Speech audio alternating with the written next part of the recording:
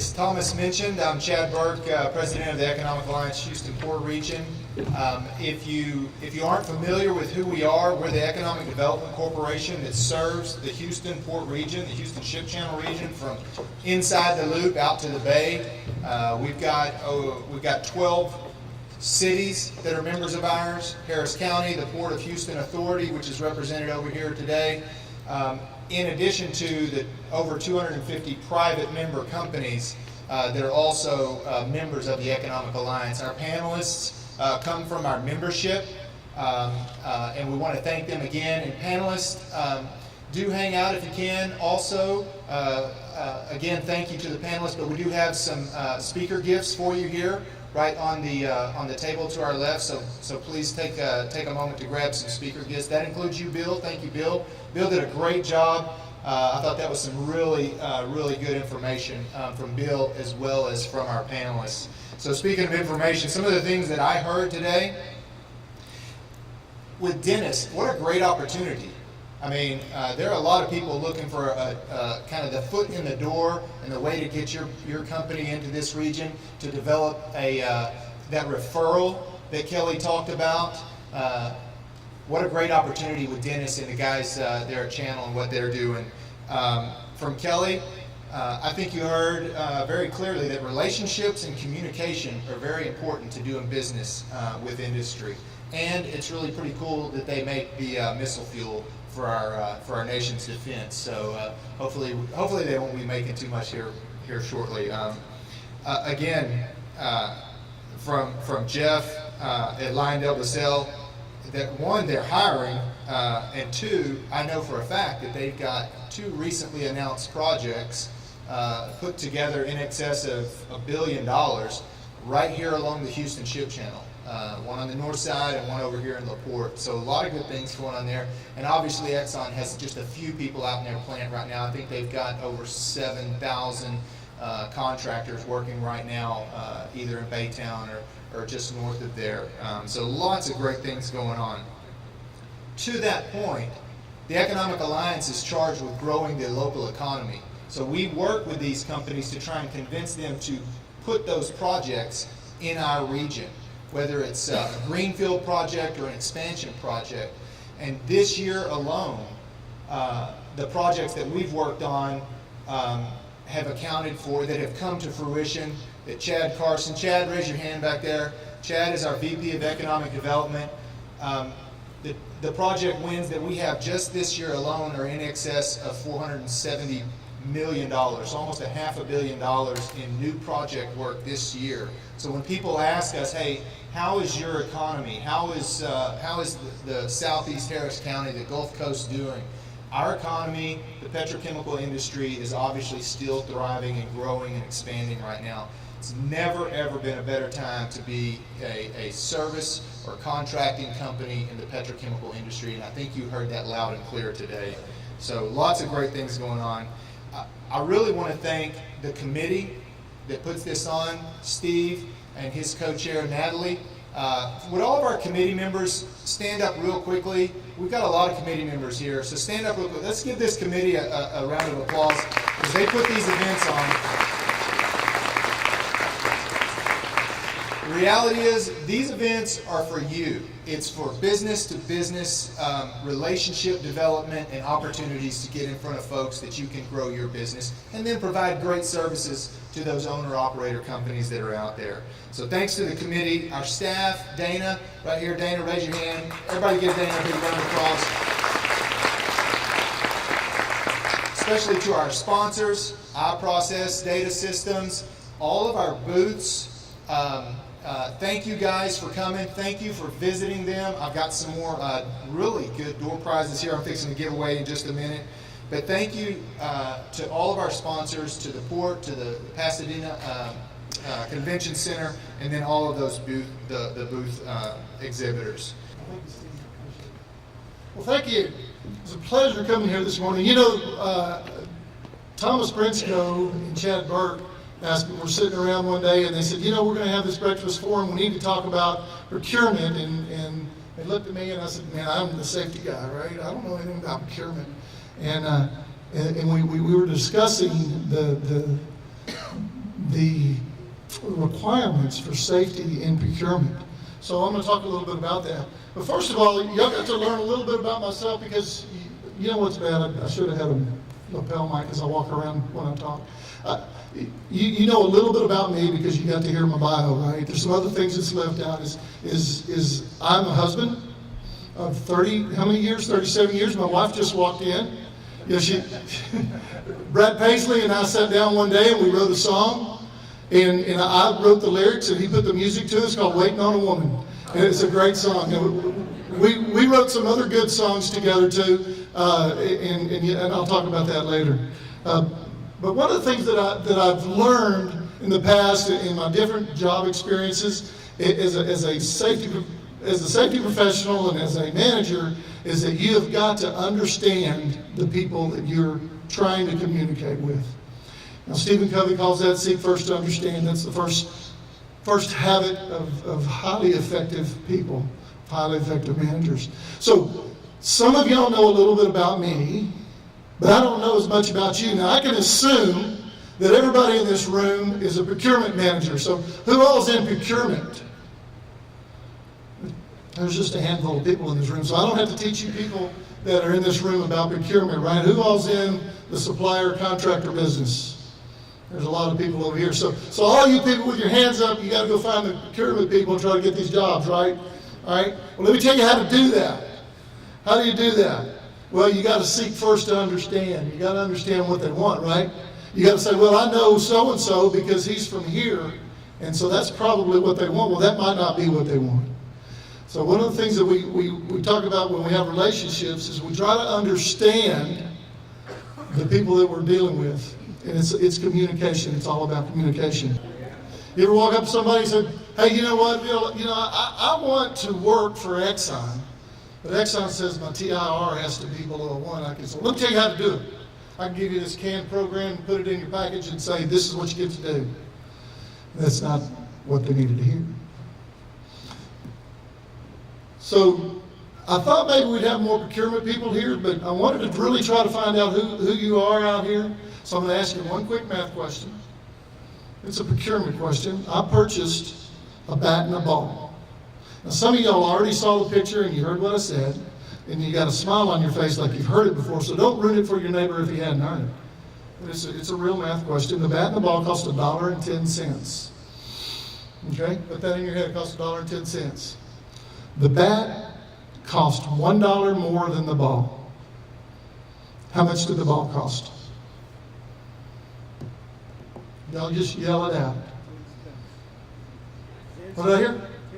10 cents. I heard 10 cents. Okay.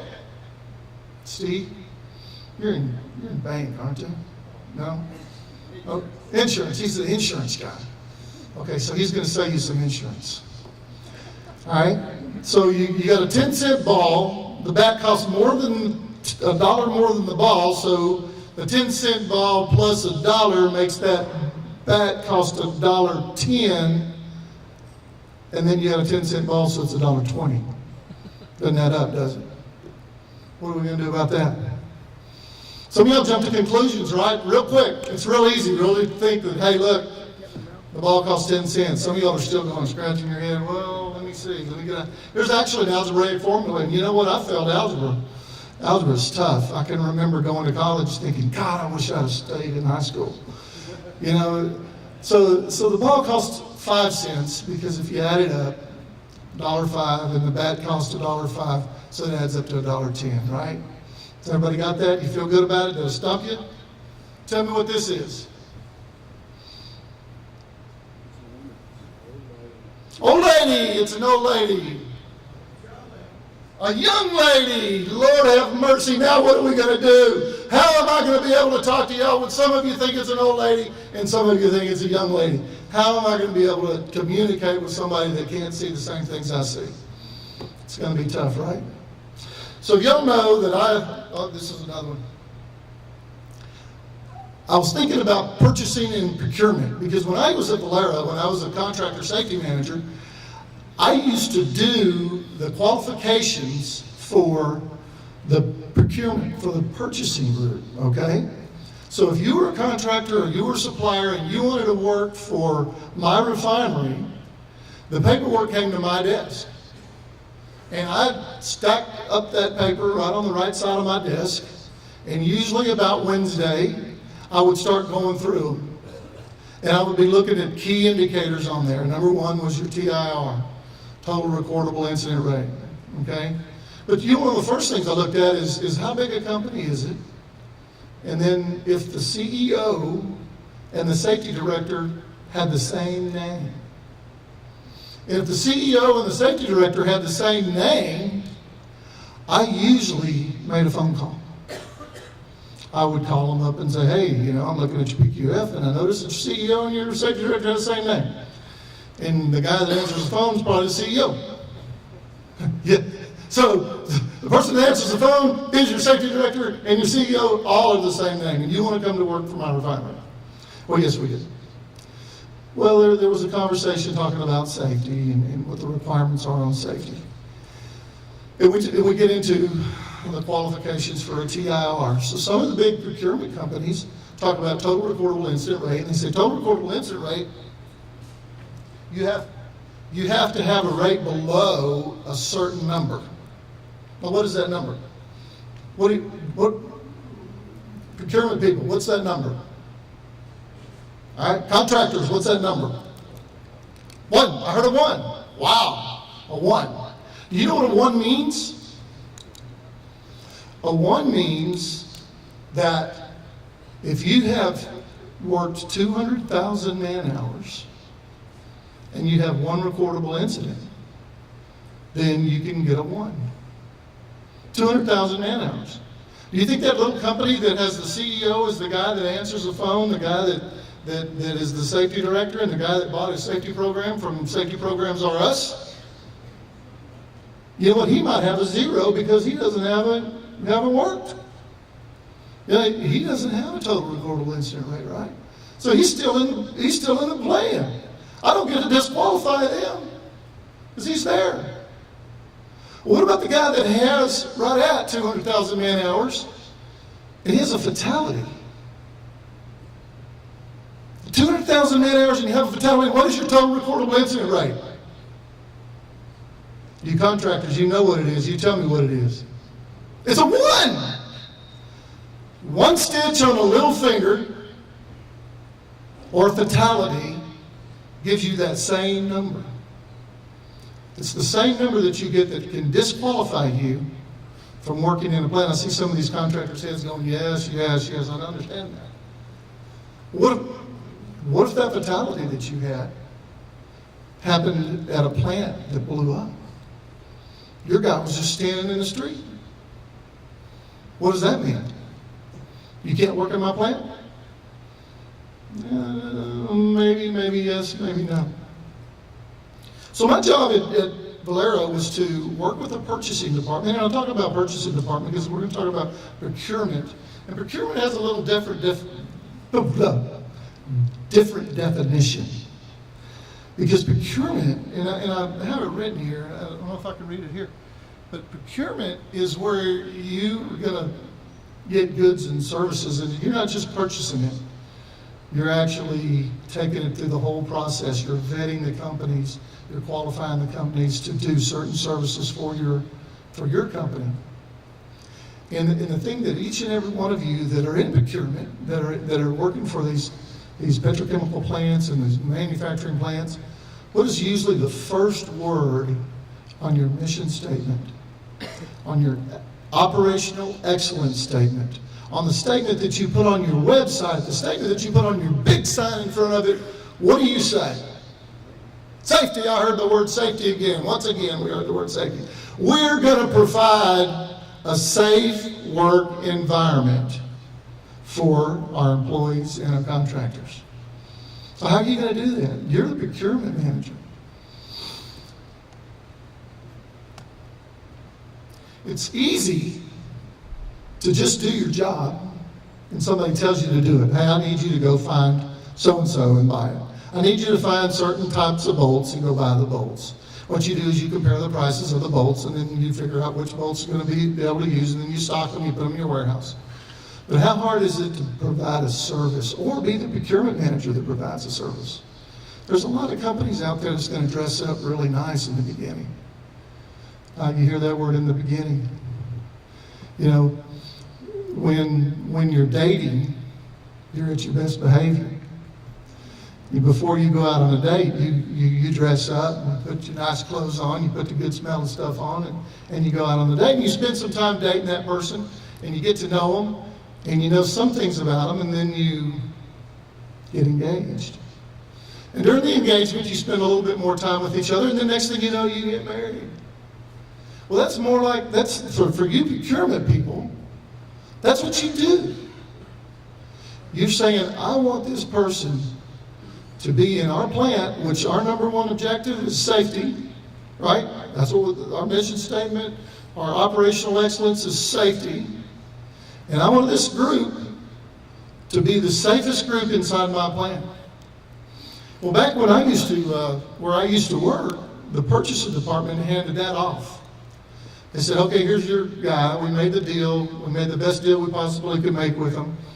And, you know, we beat them down. We got the prices down. We got them. I'm just so proud of myself. Did a great job on this. And then you just hand it off. So I wasn't the guy that handed it off to. There was a whole system. There was a maintenance manager, and there was directors, and there was people that had to get the work done. But I was the safety guy that had to ensure, according to process safety management, that this company had the systems in place that would make them a safe company. That's a requirement under process safety management if you have highly hazardous chemicals in your plant or your manufacturing facility. So a lot of times, once procurement has handed that off, they're just going to look for another place to go. So it's usually not their place if there is issues with that supplier or contractor. And there's going to be issues, you know. As much as you date, as much time as you spend in the vetting, the word vetting, the vetting process. Do we vet when we're going to get married? You know, we're dating in the dating process. As much time as you spend in that process, you're going to find out that there's things that happen. And sometimes a TIR can get too high, and now you're no longer qualified to work in the plant. Or there could be an issue, and you're no longer qualified to work in that plant. You have too many incidents. They might not be recordable incidents, but there's just too many, you got to go. You just got to go. And you have to start over. Well, I've never been divorced. I've been married 37 years, and I'm probably only in trouble as my wife walked in and talked about Brad Paisley. But I love her to death. We have a relationship, and the relationship that we have is a relationship that we have where we're mutually speaking to each other. I don't tell her, you will do this, and she doesn't tell me I will do that, but we talk about issues. And there's always issues that come up. You've got kid issues, you've got house issues, you've got car issues, you've got things that can cause tension in your marriage. So procurement, you have the same thing, but who do you go to? The person that you were dating in the beginning just left. And you got somebody else that really doesn't care. They're just going to go back to the purchasing department and say, give me another one. And then there's this revolving door. And you really don't meet that objective. And what is the objective? The objective is the objective that they have on the billboard is we're going to be a company that provides a safe workplace for our employees and contractors. Employees and contractors, employees and contractors.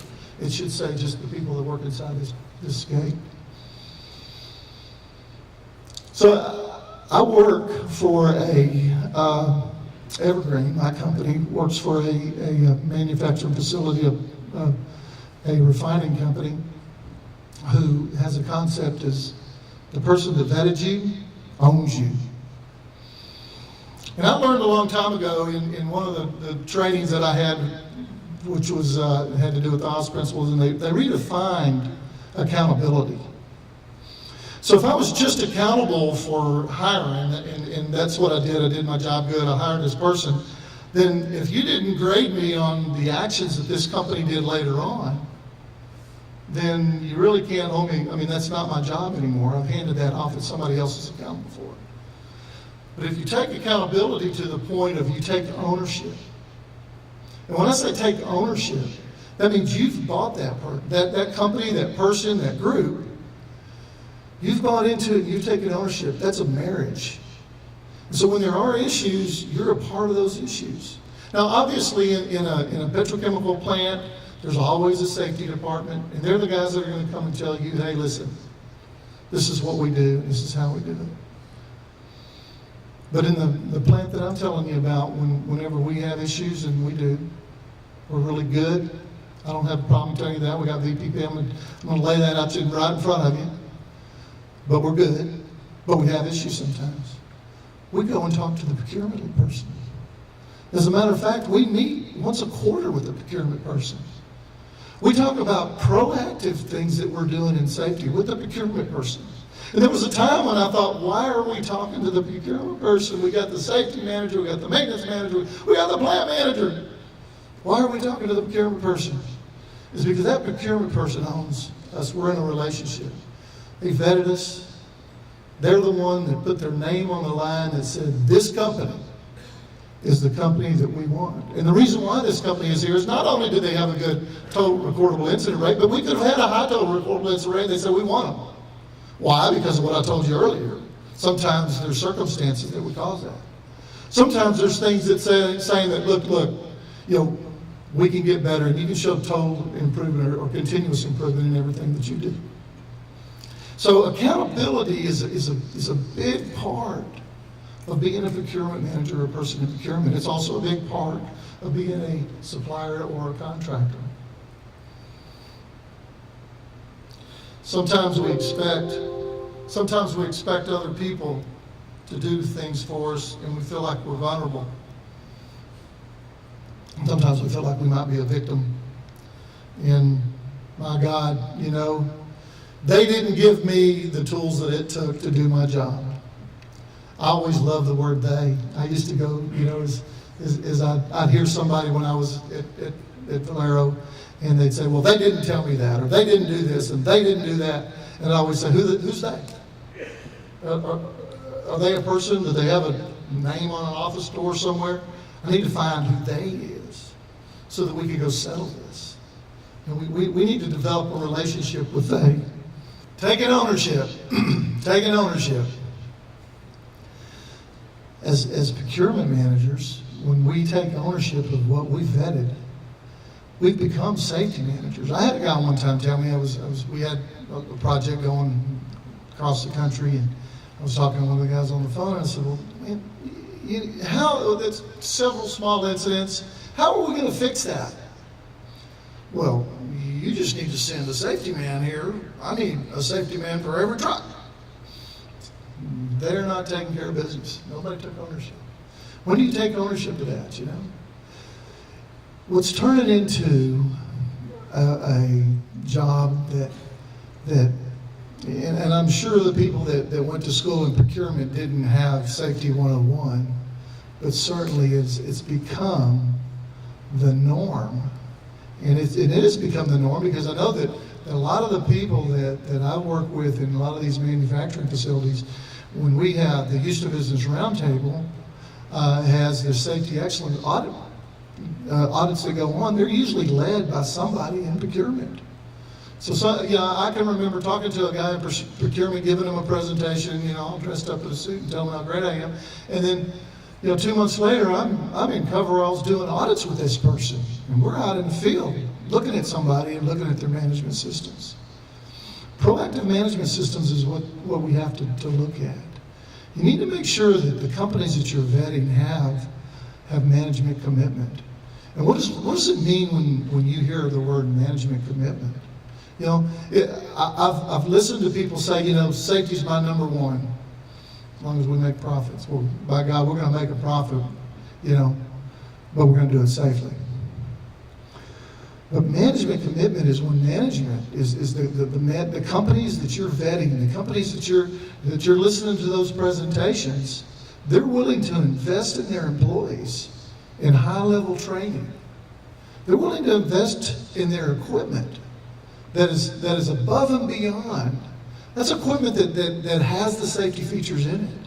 You know, I can remember back when I was at Valero and we had a big turnaround, a plant-wide turnaround, and we were pulling bundles out of, and some of y'all might not understand what a bundle is. This is a big exchanger, and it's in a big shell, giant shell, and we were pulling it out with a chain and a forklift. You know, how hazardous is that? How hazardous is that? So now a company comes along and they invested a lot of money into this special hydraulic bundle puller. So me, as a contractor manager for safety, said, the only companies I want you, procurement, to call are those guys that have that bundle puller because of the hazards that they have.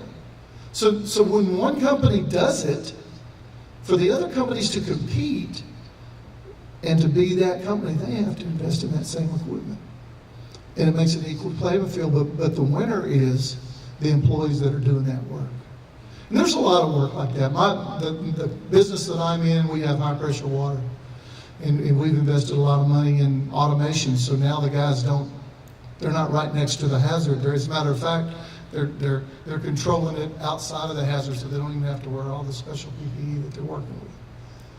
So the industry is changing, and procurement is changing with it.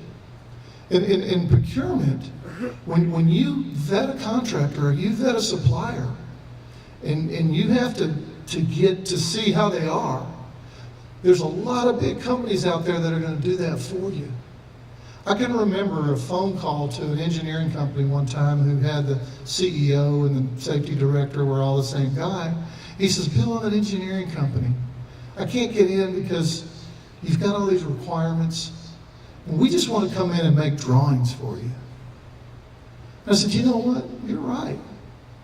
You don't work in the hazardous areas, and you're a small company. So I have the ability to put this okay on it and send it to the purchasing department. But nowadays, when you want to date somebody and you probably had a bad relationship in the beginning when you made some mistakes, so now they have the eharmony.com, right? You're going to go to the dating service. So me going from the company that I was at, the job that I had, my company went to that dating service. We call that, in some cases, IS Net World. They're not here, so I can't say. But they're going to vet that contractor for you.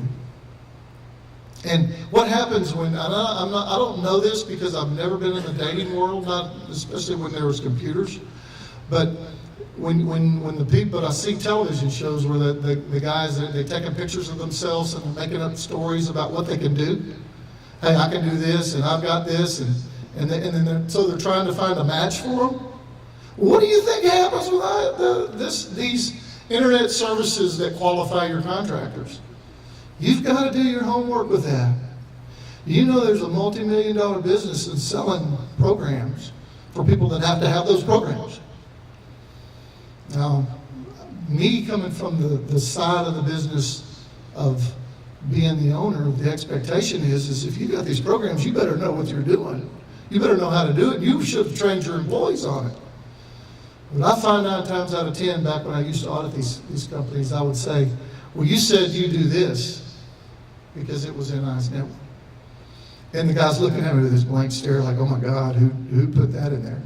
And sometimes they even ask the question, oh my God, who put that in there? And I would look it up and say, well, it's so-and-so. Oh yeah, that's our salesman. He'll put anything to get a job, right? We don't do that.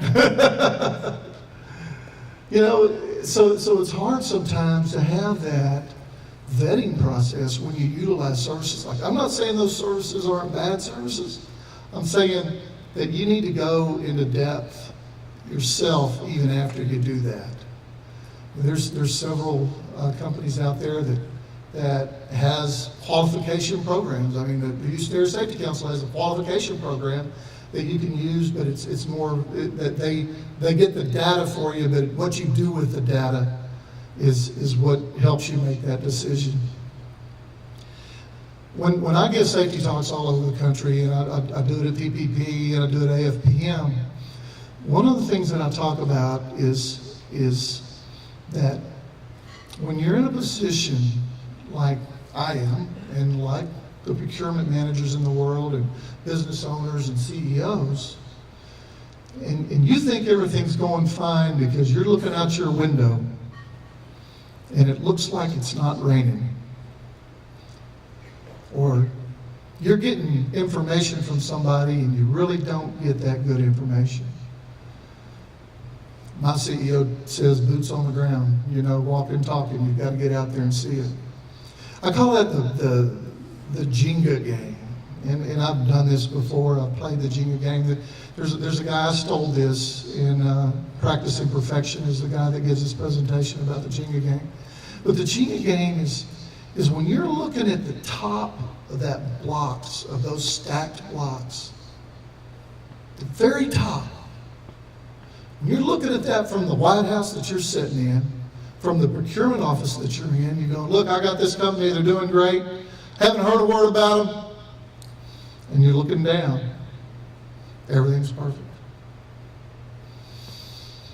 The people that I work with at one of the refineries over here in Texas City, they get out there, 5:30 in the morning, I'm looking at the director of procurement, and he's standing in my safety meeting. And he's listening to what my guys are saying. I'm called into his office on a PSM audit, and he gives me instructions. He says, you meet all the requirements in PSM, Bill, but how can we get better? Because what I want to see is us, and he says us. I want to see us get better. What can we do to be better? And he made a suggestion. He says, I see that you have refresher training on your safety. He said, that's a requirement for PSM. But what can we do above requirements?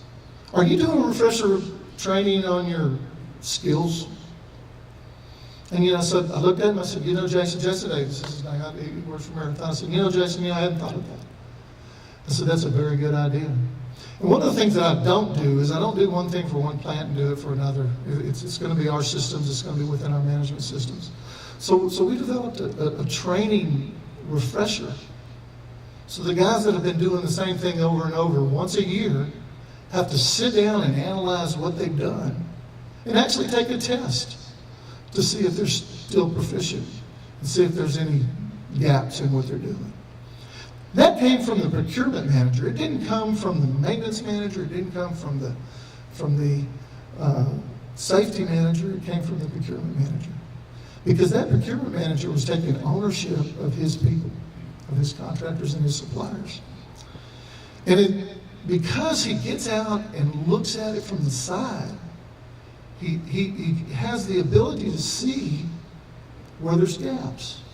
When there's gaps in a Jenga game, and you need to put something back, how do you do that? So when I give this presentation, I'm not doing it now because I think I was cut short on time and I think I'm just about done. But you've got to have that extra hand to hold it while you push that piece back in. Where's that hand? Where's that hand come from? It's got to come from the plant that says we want to provide a safe working environment. We want to be the safest company with our contractors. It's got to come from that procurement manager that says, I vetted you in the beginning, and I'm standing by you, and I'm going to help you get those gaps. I'm going to help you fill those gaps so we can not fall down. Because if it doesn't happen, sometimes when you're trying to get that back, you could cause a catastrophe and it fall. All right, so let me introduce Thomas Brinsko from BIC Alliance so that he can introduce our procurement managers for our panel here.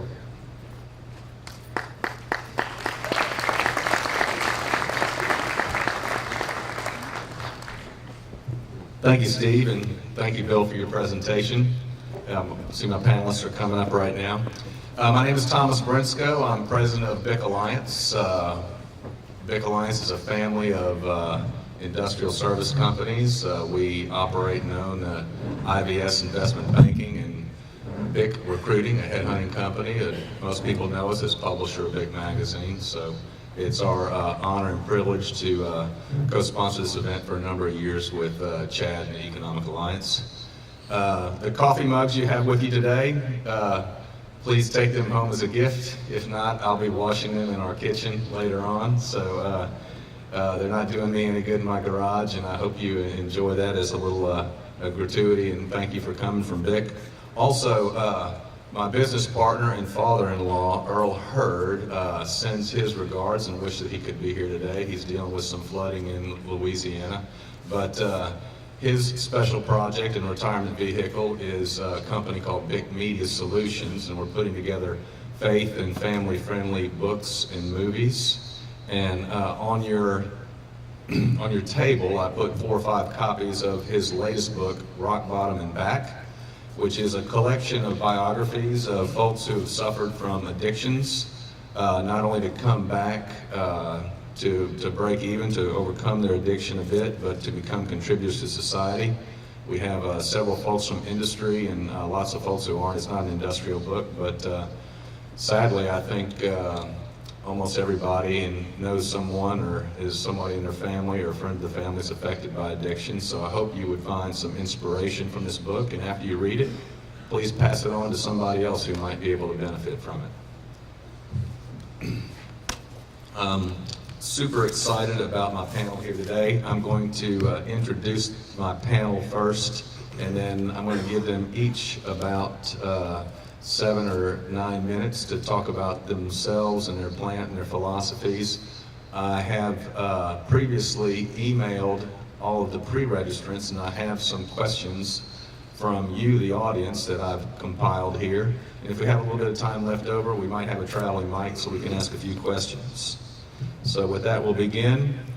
Ladies first. I'm very pleased to introduce Ms. Kelly Gregory with Dixie Chemical. She was here last year with us, so if you were here last year, you might remember. But she's delightful, and she's also the VP of Procurement and Business Support over at Dixie. She's been there, I think, about 4 or 5 years. 2 years now, excuse me. Feels like 4 or 5, 2 years now. But before that, she spent about 10 years with American Acrylic, 10 or 11 years as their purchasing supervisor over there. At Dixie, she's responsible for all their raw materials and MRO procurement activities. So Kelly's a local girl, a graduate of University of Houston, Clear Lake, and has 2 children, a boy and a girl, 12 and 7. She spends most of her time running around with them when she's not relaxing at the beach. To her left, I have Mr. Dennis Frost, who is the business manager with Channel Terminals. Channel Terminals is about a 600,000 barrel terminaling facility on Houston Ship Channel region. They also have a biodieseling refinery that they're about to get started back up, so there's going to be some procurement involved in restarting that facility. He also is a graduate of University of Houston, a local guy. He has 2 boys, 10 and 8 years old. Interesting thing, before he got into industry, he lived in the Philippines for 4 or 5 years, and he spent about 10 years really traveling the world working for a recruitment company before coming on board with Channel. So thank you for being here, Dennis. To Dennis's left, Jeff Lobosco with LyondellBasell. Thank you for being here, Jeff. Jeff has been with Lyondell for 24 years. He is Director of North American Technical Services, Materials, and Capital Procurement at Lyondell. That's a long title, but it means he's over procurement for 30 different plants here in the United States. So he knows what's going on in procurement. He's been in purchasing and procurement for over 12 years, more than half of his career at LyondellBasell. He's a chemical engineer, comes to us by way of Pennsylvania, a graduate of University of Pittsburgh, and spent some time at Penn State as well. Thank you for being here, Jeff. And to Jeff's left at the end of the panel, I have Mr. Jim Wyndham. Jim is He is with ExxonMobil, and he is the global services. He's with the global services company as procurement and R&S for major projects, America's Department. Now that's a lengthy title as well. He's really over purchasing for Exxon's integrated sites, which include Baytown, Joliet, Baton Rouge, and Beaumont. He started as a contractor to Exxon about 17 years ago. He's had 13 years in-house with Exxon and been in Houston for the last 4 years. He is a graduate of LSU, but before that he was a kicker for Nichols State football team and played some semi-pro soccer in the interim. And interesting cat, and go Tigers. We got that in common, and I'm really glad that you're here. So I'm going to give each of you a little bit of time, and we'll start with Kelly. Why don't you tell us a little bit about yourself and Dixie, please. Hello, I'm Kelly Gregory with Dixie Chemical. I'm not exactly sure how I always get picked to be the first one to talk, because I thought it was alphabetical, but it's not. But so you get to listen to me first. I'm with Dixie Chemical. I'm the the VP of Procurement and Business Support. So you're like, well, what's the business support? How are you supporting the business? Well, I'm also over human resources, loss control, customer service, and marketing. So not only am I one of the procurement people, I'm also a supplier, because I also go out to some of our customers and I interface with them. So I also know how it's like to be on your side of the table and to be wondering what is it that's going to get me in the door and what's going to keep my business, at their company. Dixie Chemical is a world leader in specialty chemicals. We make chemicals that go into paper sizing. That's the chemical that goes into the pulp that keeps your ink from not sliding off the paper. We're a world leader in that. We also in the thermoset markets and also in the fuel and lube additives. We also have some contract work that we do for different companies. Some of you guys are actually some of our customers if you're in the chemicals. And we also have some government projects in which we make missile fuel. So we always know when we might be having some issues around the world when we actually are making quite a bit of it. So a lot of the procurement that we do is exactly what everybody else does, but we're a smaller facility. We have about 156 employees. We have about $200 million in sales.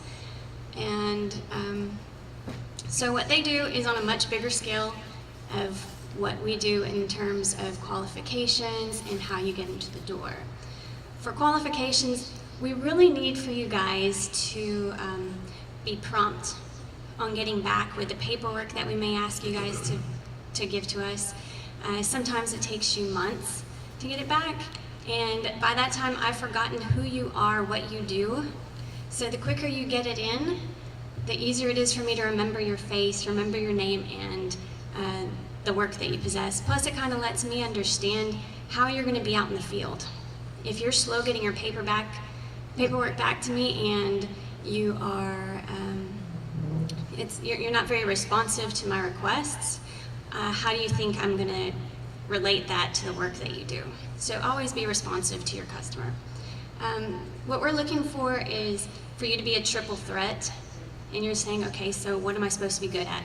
You guys already know. We need you to be the top in your HESS, much like Bill was saying. We need you to be top in that. We need you to take care of your work and be proactive.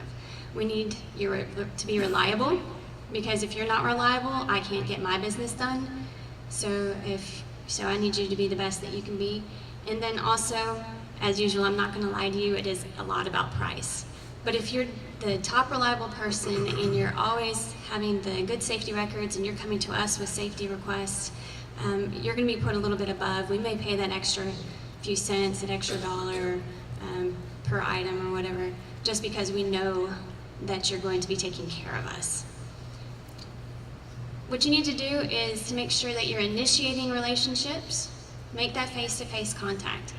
But a lot like Bill was saying, it's not all about the initial contact. You need to make sure that you're cultivating the relationship. Don't just leave it at, you opened the door, you came in, and that's it. Once you have the business, make sure you keep talking to your customers. You want to make sure that their goals haven't changed, that they haven't realigned in a different way. You want to make sure you know their business. Learn their business. Know what markets they're going into. Research the end results of their markets. You want to make sure that they haven't gone in a different direction. If they're mainly into the oil field business and you're still trying to push a ton of business their way, you're going to realize you're not going to get much of a response. And with Dixie, we also talk a lot about, our tagline is the element of open innovation. What's open innovation, you say? Open innovation is collaborating with your customers, with your suppliers, to come up with new products and new opportunities. We have a lot of projects that we do with our suppliers. Hunter Buildings is one where we've worked together to come up with some open, innovative ideas. We have a lot of projects around the world with different suppliers, with different educational institutions, in which we've come up with different ideas to make not only our product better, but to help out all the end users at the end of the day. And those suppliers that have helped us with these open, innovative ideas, we go back to them over and over and over again, and we build a loyalty with them. And we don't stray much from those loyalties, because those people are there to build a business with us, not just supply us. So try to get in and learn the business. Well, thank you, Kelly. I'll turn it over to Dennis with Channel Terminals. Hello. My name is Dennis Frost. I'm the business manager for Channel Biorefinery and Terminals. Channel is a 20-acre facility. We're right off of Greens Bayou, across the street from the Watco Greensport facility there. The property was purchased out of receivership in 2012 as a biodiesel plant, and the ownership made a big push. We got the biodiesel plant there up and running in the summer of 2014, just in time for the oil downturn and biodiesel along with it. So we've been concentrating since then on terminaling. We actually have a customer of ours who was in some of the tanks and started to notice that the equipment there, the biodiesel process, had a lot of synergies with their business, their terminaling and fuels blending and so forth. So as of this month, they've actually signed a lease to take over control of the entire facility with intention to beef up the tanks for terminaling, as well as start the biodiesel plant back up. So in a lot of ways, we're essentially a startup right now. We've been, because we're looking at getting the biodiesel back up and running. It'll be a 100 million gallon a year facility. A lot of the work that Channel did when they first took it over, did a lot of refurb, rework, and redesign of the plant. So what we're doing now, it's been shut down for a while, is really just sort of testing, certifying what's there, making some minor adjustments, and trying to get up and going. So on the procurement side, at this point in time, we're a really small company with I think we've got 8 employees. We're about to really start hiring and ramping up. So as far as qualifications and getting in the door, it's calling me or calling Gary Ann, who's our main administrative assistant, and coming in, setting up a meeting, and seeing what you have to offer. What we generally look for, what Kelly said makes a lot of sense, is promptness and responsiveness. I can go through a whole long list of things that we look for in a vendor or a supplier, but generally speaking, when we need something, we need it quickly. And the first couple of guys that come back with with quotes and information and everything are generally, that's how we're going to make our decision. Responsiveness throughout the relationship. We've noticed, or I've noticed in my experience, a lot of times companies have great marketing, great salespeople, and we feel really good about somebody going into the business relationship. Then we get handed off to the operations side, and everything falls apart. There's no responsiveness. That relationship isn't there. if I would say there was one thing that we would, really hope for in a business relationship with a new vendor, it's that when we get passed off or when we get into the marriage portion of the relationship, as it were, that things stay the same way they were when we were dating, right? And getting everything together, and responsiveness, promptness, and really knowing what we need and being able to respond to that. I guess that's about it. Thank you, Dennis. Appreciate that. And Jeffrey with Lyondell. Hey, good morning, everyone. A little bit about the company first, if you don't know. So LyondellBasell is a $50 billion a year global chemical company. We have businesses including olefins, polyolefins, refining, and intermediates and derivatives. We operate about 60 manufacturing facilities globally. That doesn't include our joint ventures. And with respect to procurement, we spend about $7 billion across the globe. My particular area is specifically focused on technical services and technical materials, inclusive of capital. So in our terminology, I'm talking about resident maintenance services, scaffold, electrical services, and then on the materials side, MRO, pipe valves, fittings, heat exchangers, pumps, rotating equipment, and also capital equipment, fabricated equipment. The interesting thing about our situation right now is two things. One, we're in the process of executing over $3 billion in capital expansions. You've seen some of that in the media. We have a major world scale propylene oxide plant it's in the initial phases right now. We also have a new polymers asset that has just recently been funded. And so what that means to procurement and my team is that our spend has gone up about $1 billion a year. So my team in particular handles between $2 and $3 billion of spend annually. The good news for us, bad news for oil and gas. Bad news for oil and gas is crude oil price. Good news for LyondellBasell is with those layoffs, we're hiring and we're getting some really good people. In the past 12 months, my staff has increased by 20, and I would expect there would be more of that. So it's a very good time for the company. It's a very good time for my team. And our approach to, so the way my group is structured, we have the tactical matters that require that we bid or that we call on a supplier for an urgent need. However, we're taking on, this is the other interesting part, a company-wide project to establish a new strategy for every segment of spend. So that means that the companies we do business with today for scaffold, insulation, painting, doesn't mean those suppliers are going to be leaving. It means we're going to review our strategy and update our strategy and look at it in a much different way, very different way from maybe what we did in the past.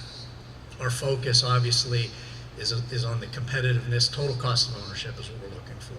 So we'll not only want, a good competitive rate, but we also want quality, we also want productivity, and of course safety, which is a prerequisite. So as we go about this project, which is going to occur over the next, starting in October, it'll last 36 to 48 months. We'll be touching all $7 billion of that spend. And so our supply base in the end may look very different for our company.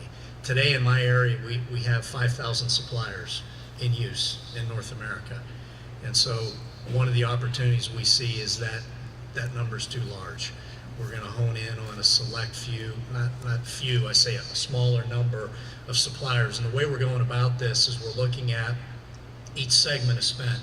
So we'll look at resident maintenance, we'll look at construction services, we'll look at fabricated equipment, and we're going to establish whether those segments are strategic segments, leverage segments, bottleneck, or non-critical segments.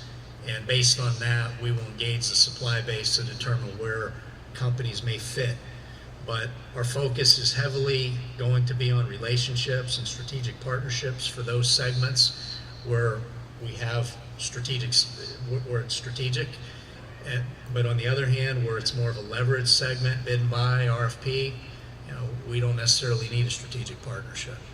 And certainly for the non-critical areas as well, it's more tactical.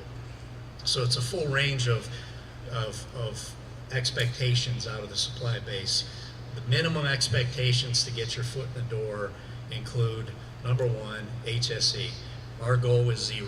We want 0. We know that's not achievable. We don't always get it. But we use the Bureau of Labor Statistics and some other parameters to help us establish what we believe industry-leading performance is for the affected region. Our Midwest sites, that market is very different than the Gulf Coast, so the performance achieved by the various suppliers in those areas may differ. Doesn't mean in the Midwest, if we have a 0.5 TRIR, we're going to exclude a supplier because that may be the best in the area. So we have to take that into consideration. So safety, HSE, yes, I say that's number one. Quality and technical is number 2. So quality and technical, if you're a service provider, it's the quality of the work that you do. We actually have a quality group that will go and audit your procedures to establish, if they're robust enough and if they meet our standards. The technical side of it, if it's a material, we also have to check the pump we're buying from you to determine if it meets our engineering standards. So we will have an auditor, one of our auditors, go to your facility, evaluate your process, evaluate how these materials are fabricated, evaluate the QA process you have in place. That's the second part of it. And the third is financial stability. There's a lot of companies that we've actually, and I'm sure others in the industry have as well, been affected by companies who became insolvent. And we've been faced with that. That's not an easy thing to go through. So financial stability for us is very important. Of course, it's a function of the spend, the duration of the work we're doing with you. But we'll have our credit department run a financial assessment, a D&B, to understand how stable you are or are not, and also that has bearing on whether or not you'll get business. So we're open to all new proposals. We're not at this point saying, no, we're locked in. The supply base that we have is what it's going to be. Actually, for all of you, it's probably prime time because we're going about executing this project that may change the landscape of our supply base. So that's what I have. That's very encouraging for everyone here, I'm sure. Thank you for sharing that with us, Jeffrey. And then Jim with ExxonMobil. Absolutely. Good morning, everyone. Can you hear me? Okay, my name is Jim Wyndham. I'm with ExxonMobil, procurement organization. I'm basically responsible for the area regional projects here in Baytown. I'm basically a part of an organization that's 2,600 people strong nationwide. We have procurement agents in over 40 different countries, 72 different languages on top of that. We basically have 15,000 suppliers roughly across the world at the moment that are assigned to extended agreements of some sort, whether it be E&M, equipment and materials, and also to include craft labor as well. At the moment, what we are supporting here in Baytown is, I'm sure some of you are familiar with the North American Growth Project, right here in Baytown off of 330 Spur at BOP, one of the largest chemical investments that ExxonMobil has put into our Baytown portfolio.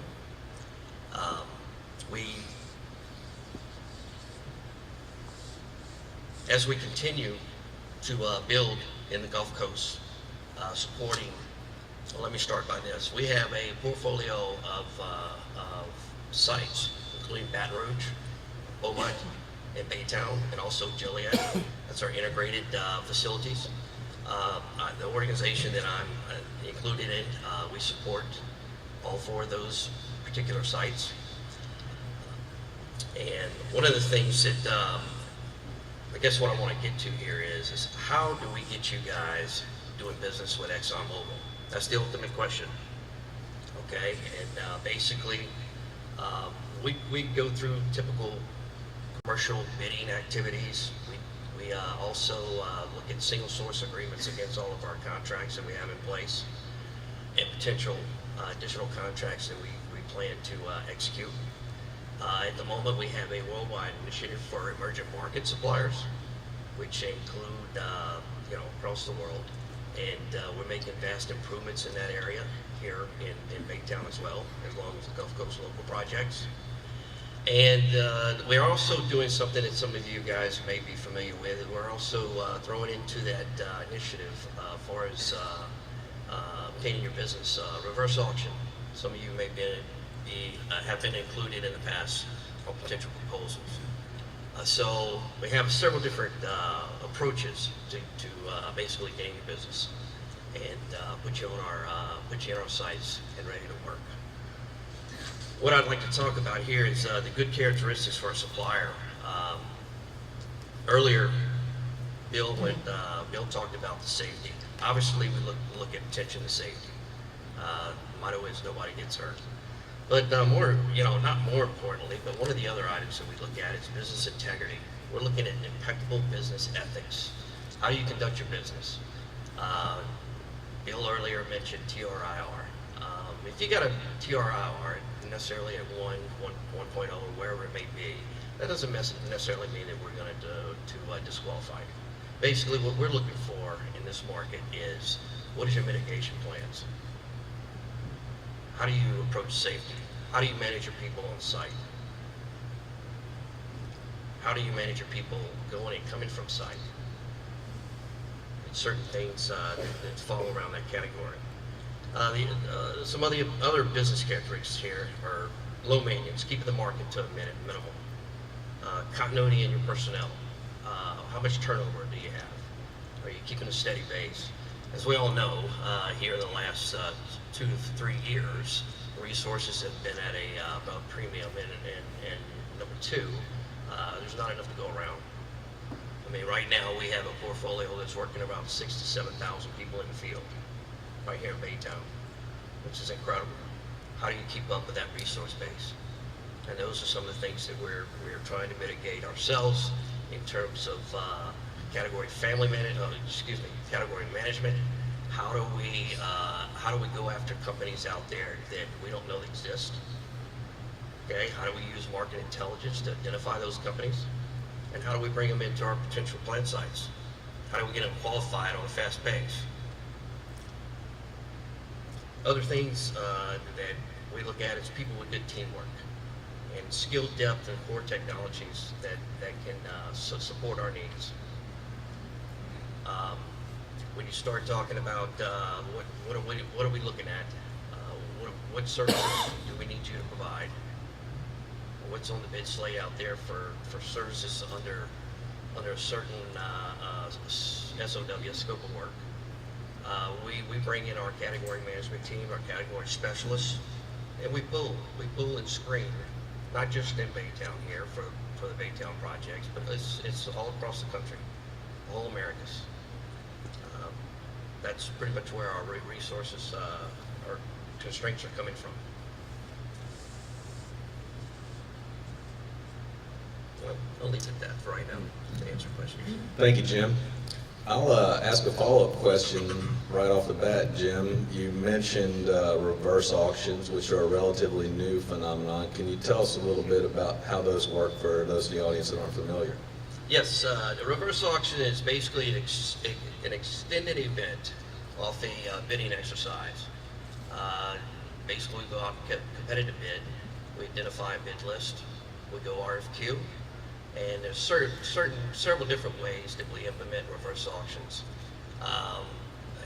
The most effective way that we see right now is go ahead with a competitive bid and let all the bidders know that there's a potential of activity that we may pursue leading into a reverse auction. And what that means is once all proposals have come in and we've evaluated these proposals, we basically deem them as technically acceptable as well as commercially acceptable. Then we enter back into a reverse auction, which is additional competitive environment. Us, ExxonMobil procurement, we've seen some very good value plus here. Some of the negatives that we're hearing from from you guys out there, okay, is that is it a fair approach? Okay, so basically we keep it to a minimum in terms of we try to educate the potential vendors on the bidders list, on the activity, to where they understand it very clearly. They understand what they are basically signing up to, and therefore generating a win-win situation for the award winner as well as ExxonMobil. Thank you. Any other panelists using reverse auctions? Not currently.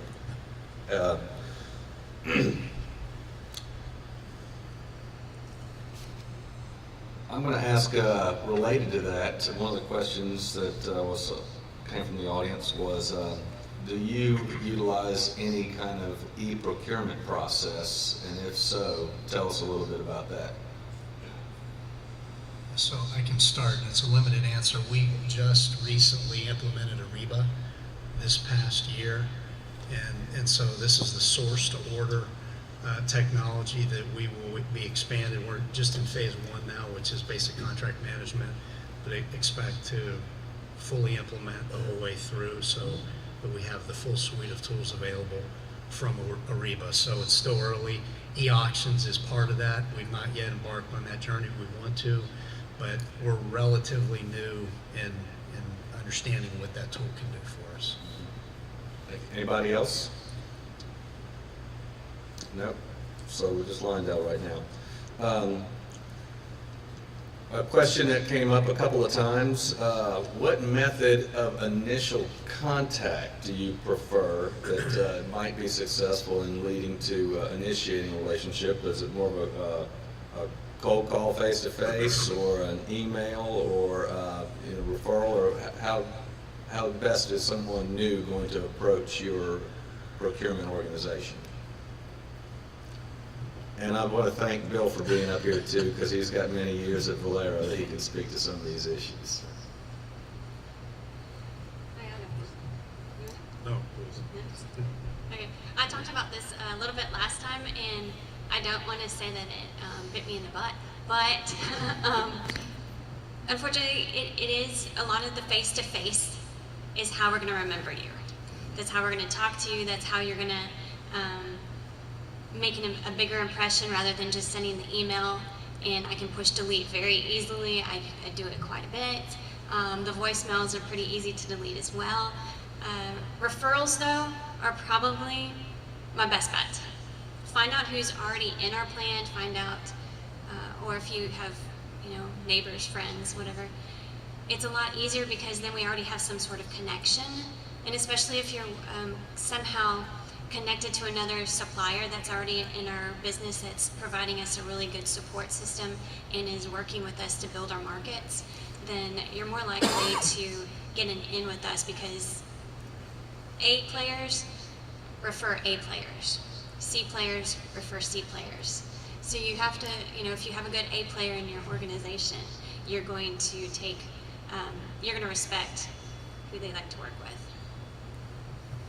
And I would fully agree with that. I feel bad often. I get a lot of emails, and I don't respond to a lot just because they're cold calls. I think the referral or the reference from others within our company are most likely, most viable in terms of leading to something bigger. The other part of it, though, is if you do get that opportunity to have the first contact, I would suggest that you show as much as you can in terms of what you've done for other companies that relates to what you're going to do or proposing to do for us. Often, we have companies come in and give us the sales pitch, but it's void sometimes of real relevant information that we can say, yeah, we can do it. The supplier can apply what they did at this other company to us. So references are also very important. But there's no easy answer.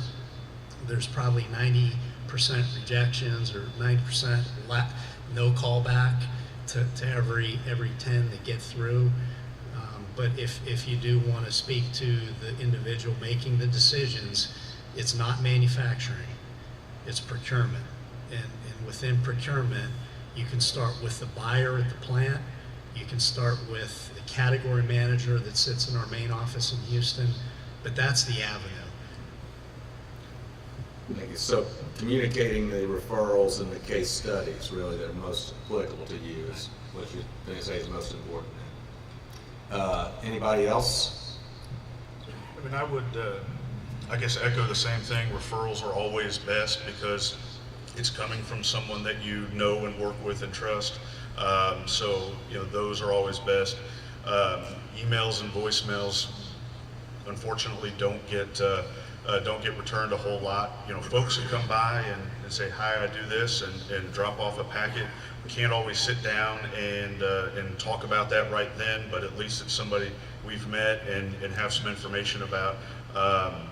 But at the same time, to make sure it's relevant is helpful, because when you get 10 people walk in the door in a day or a week and only 1 or 2 of them really have anything to do with what we need, it just makes it difficult. And the suppliers or the vendors that we're looking for kind of get lost in the shuffle because we've got so many people that just say, hey, we do this, we do that. I go, well, we don't need this and we don't need that. It's hard to get through to the folks that we actually need. Thank you. Bundling up several questions that you provided to me over the last several days. We've got 3 major categories of purchases. We've got capital projects, turnaround related services, and then smaller asset management purchases. Would you discuss the top 2 or 3 hurdles that you see in successfully contracting for these 3 different types of services and products? That's one would probably just roll right down the line here. You want me to help you? Sure. We want to talk about turnaround management. When you bundle out a package, when you're doing a turnaround, and you've got to get suppliers, a lot of that has to do with the economics and who's having turnarounds within the Gulf Coast region or the areas where you're at. People are in short supply, and I can remember executing a plant-wide turnaround at Biorefinery and having to wait for Lyondell right next door because they had all the contractors. So we had to, when we did, obviously we must have been picking the same contractors. We must have done a good job of picking those contractors, but we had to wait for them to execute our turnaround, and time is money on that too. So maybe collaboration or whatever, because I can remember being out there and needing a certain contractor and knowing that this was the most qualified guy to do the job, and them calling me and telling me, well, Bill, as soon as we finish with Lyondell, we'll be right there. So, I mean, timing for turnarounds is a big hurdle that you have to go through in procurement. Yeah, so to that point, that is a big challenge. We're coming off, this year was our biggest turnaround year in many, many years. And the issue was just that, where we had 3 turnarounds, majors, going on at the exact same time. So when you look at the GMCs and the other crafts that were required, they were stretched real thin. Fortunately, it all worked out, some better than others, and we were able to get through. But really the challenge beyond is not just having the bodies, it's getting the A-team. We want the rate, we want the best safety, we want the best quality, we want the best all these things, plus we want the A-team. So that's hard for us to distinguish. It's easy for us to execute a contract. It's difficult to ensure that we're going to get the A-team. And I think that's where, for us, the relationship with the bigger companies or the ones that we view as strategic segments is critical, because wages are, we're going to pay the going rate for what the market requires.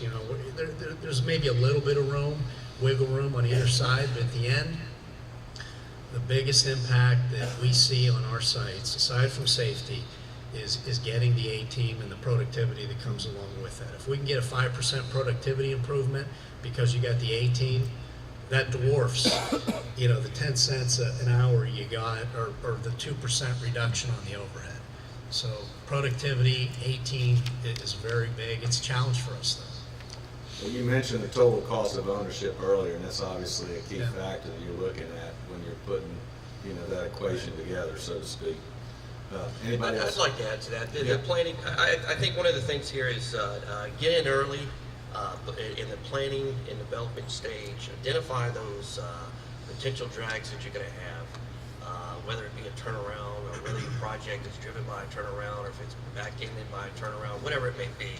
But I think in the early development, procurement needs to establish a plan and get our contractors and subs and their subs engaged early, get them on the books, and so it sounds maybe like we're trying to buy out the resources for potential projects, but basically you got to retain these guys. You got to retain the craft labor, not so much in the E&M market, but in the craft labor market, you need to get those on the books as soon as possible.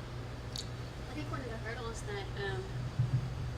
that we also run across that we wouldn't think about is communication.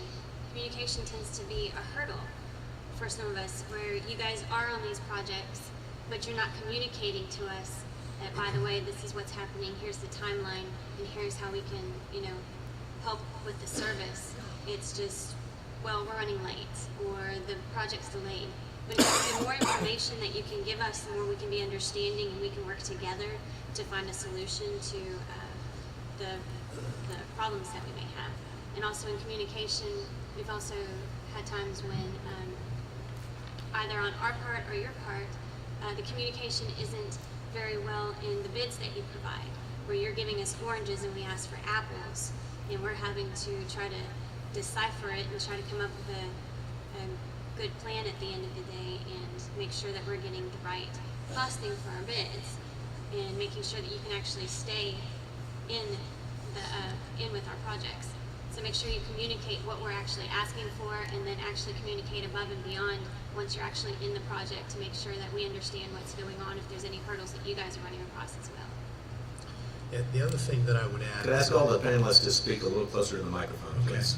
The other thing I would add is that, I mentioned this project that we're undertaking now as a company to evaluate all the segments of spend. And one of the big changes in approach that we're going to take relates to how we leverage the spend. So right now, if I take CUI, corrosion under insulation, corrosion under fireproofing, that is done, at every single site as a separate program. What we're, as an example, what we're intending to do, or looking to do, is bundling that entire spend. And rather than giving that program to 20 different suppliers for 30 different sites, or 5 different suppliers for 20 different sites, we're evaluating the option of giving it to 2 for the entire U.S. So what that means for some of you is that, not only do you need to be competitive and be able to perform at a high level, but we're also looking for companies that are able to establish a presence in other regions, expand your business to meet the need. Because if the supply base that we have is only capable, capacity-wise, manpower-wise, of handling a couple plants, well, you're probably not going to be in the final running for that program that's going to require that you have the capacity to do 20 plants. So I realize that's an investment that you would need to make to be able to achieve that kind of result, but we're looking for companies that are willing and able to do that if we can enter into some sort of agreement that provides the business, and where we would commit the business, we would need you to be able to deliver on the capacity and the manpower required on a much broader scale. Because today we don't leverage our spend as we think we need to. It's project by project. Turnarounds are another example. Turnaround, and this turnaround, and this turnaround. Talking about now, let's put them all together. Turnarounds, here you go, 2 suppliers. But that's a bit of an evergreen, or not evergreen, it's a pipe dream right now. But that direction is where we need to go as a company. Perfect word that you used, evergreen. I'm sorry. I don't work for LyondellBasell, but I really appreciate their procurement process, because they invest in company as a contractor. They invest in their contractors. They vet their contractors really well. It's a long process. I never met Jeff before, so I'm not, but it is a long process. But you'll find that as a vice president of health and safety, my guys that have been through the process and executed work in the LyondellBasell facilities are the A teams. And my problem is A team LyondellBasell in Morris, Illinois is needed at the A team at LyondellBasell Channelview and getting those people there. And what LyondellBasell does do is they vet you, and then they give you a little portion. And they feed you that little portion, and they see how you digest it. And so they learn that you're in the dating process, right? And you're in the dating process. They don't give you enough to really screw something up. They give you that little job, right? But then as it goes, then you can grow with them. And I think that's a great process. I think the way you do that is a great process. In the end, you begin with the end in mind. And when they say they have the zero culture, that's the end in mind is zero culture, but they put their money where their mouth is. My guys have to go through a whole day of zero training, which is a developmental training for relationships. It's Lyondell opening up to the contractor, and the contractor opening up to Lyondell, which is a big investment because Lyondell pays for it. Thank you.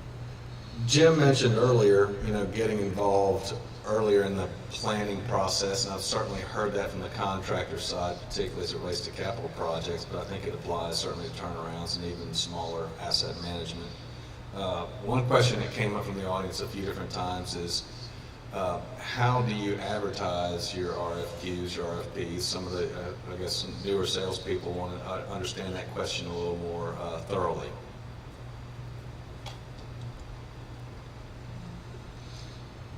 We have 4 different representatives here. So I can give you our take on it. So with Ariba now, everything is going through Ariba. We had e-sourcing previously, and now it's Ariba. So generally speaking, you would have to have made the initial contact that got you on someone's radar screen to say, put this company on the list, to even be in the running for any sort of RFP. Once you got to that, which is often the hardest part, once you got to that point, then the RFP would come to you electronically, more than likely. You'd be tied into our Ariba system, but really the challenge for you is to make the contacts. We don't really advertise. We don't advertise that we're going out for an RFP for SIPA, that's scaffold insulation painting abatement. We don't do that necessarily. It's word of mouth. And maybe we need to do better in that regard to help you, because quite honestly, there are some segments of our spend that we think, why do we have so few suppliers? Aren't there other options here? And we're looking for options. And so I'm not sure how we match what we're looking for with what you have, but I can tell you now there's some segments where we have way too many suppliers available, and there's others where we're looking for other options, and I'm not sure how to connect those dots. We'll talk offline about that. I'll add to that. One of the things ExxonMobil does with capital projects is, the theory is we don't buy anything. We don't procure anything. We basically are hiring EPCs across the globe. For my portfolio, it's, typically we stay within the Americas, and our EPCs are, from a procurement perspective, we steward their effort, but we certainly get involved in it. But and we have an impact on bidders list and qualified vendors and potential service works and this and that. But at the end of the day, they're I don't know that they're posting RFQs out there, but it's all about communicating, a lot of communication with EPCs. And I think that's an avenue that could, we certainly don't publicize an RFQ on www.exxonmobil.com, and I don't know that any other company does. So, but one way is to really develop those relationships with the engineering, procurement, construction companies in the Gulf Coast region. Absolutely. Jeff spoke earlier about this major review of their vendor list. I was curious with the other companies here, do you ever, and if so, how often, do you review your vendor list? Do you just wait? Let me rephrase the question. Oftentimes I hear that, hey, I'd like to do business with company X, Y, or Z. They have a current vendor, and the opinion of the contractor is, well, I have to wait until there is a screw up in the plant for me to even get a shot to do business with these guys. In Jeff's situation right now, he's doing a complete review, not necessarily waiting for an accident, but saying, do we have the right vendors? Do we have the right folks in here? Seems like a good practice in general, and I think from a marketing perspective, a lot of companies would appreciate that type of general review on occasion. Is that something your company has ever done before? Have you considered it? And if so, why or why not? We review company performance on a daily basis. You know, whether it be maintenance and repair, MRO work inside the plant, or whether it be capital projects along the Gulf Coast and in the Americas. Basically, I guess the question is how do you get on the list, or how do you stay on the list, or to that point? Quite frankly, there is no list. You know, it all depends on what your. Yes, we do have continuous service agreements with certain companies out there, but those are reviewed on routinely, and you know, even though there's expiration and continuing dates on those agreements, they're evaluated, and it has a lot to do with safety performance and performance inside the plant. So, as far as a list is concerned, it's all about building a relationship and getting your foot in the door and basically retaining that position. We don't have we get asked this all the time, could we get on your preferred suppliers list? We don't have a preferred suppliers list. We don't have a list. Well, we have a list of suppliers, of course, but it's just who we do business with. It doesn't designate any sort of importance of certain companies over others. I think that's a bit of a fallacy. So so don't bother asking. Paradigm busting here. There's no list. But on that point, we did just in this past year create a very structured supplier relationship management process. So what this is we took not our entire supply base, but we're going through this strategy review of all these segments, and so we established what we thought are tier 1 companies, what we thought are tier 2 companies, and tier 3 companies. So how we manage those relationships, and I'm not talking performance, that's a required expectation. This is more how we manage the relationship with these companies is going to vary depending on whether they fall into tier 1, 2, 3, and that's an internal classification. But what it means is for like tier 1, and I'm not going to name the suppliers, but it means we want to partner with them in a way that drives mutual value for both companies. It's not all about LyondellBasell getting productivity or getting more competitive rates. It's about how do we partner, and so that we're going to do differentially those kinds of things with tier 1. Where tier 3, it's more transactional. Just we need to buy this from you, and there's no real relationship there for the most part. Well, look, we're almost running out of time. Steve is in the audience with a live mic right now. We have time for a couple questions from the audience if anyone would like to pose one directly as a follow-up based on what you've heard today. And Thomas, I've got one for Dennis over at Channel. Given the fact that you guys are kind of a startup and getting things ramped up, do you have 1 or 2 service needs that are top of the list right now that maybe somebody in this audience might provide that service and have an opportunity? Sure. We're, as a startup and really in the very beginning stages of it, we have a general contractor right now who's doing some work on our tanks and getting those up. However, the equipment that we have and the installation of some new processes and equipment that we've purchased and are bringing down. We don't have a contractor for that to do that work, so we're looking for someone who can help with the installation of that equipment. Moving forward, we're looking for for maintenance services for the plant, instrument controls and services and so forth. Anything really process related for a startup, right? I mean, that's kind of what we're doing. So a lot of the questions about reviewing vendors and so forth, we're at the very beginning stages. So we're kind of trying right now to find those folks. So I would say that, and then moving forward, chemicals. When we get started up, we'll be needing all of the chemicals for the process and so forth. So those would be kind of the main two or three things that we're looking for at this time. Sounds like some good opportunity there. Anybody else with a question before? We'll open it up to eventually for you to meet the panelists before you leave. Anybody want to raise their hand for a question? We're taking it easy on you up here. You got one right here.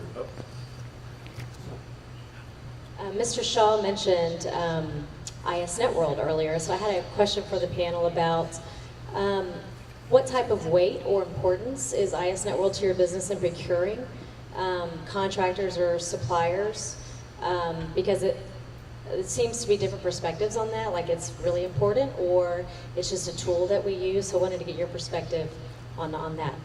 And any alternatives to ISNet World you may use or prefer. Okay, so I can start. The obvious, are you asking if we use ISNet World?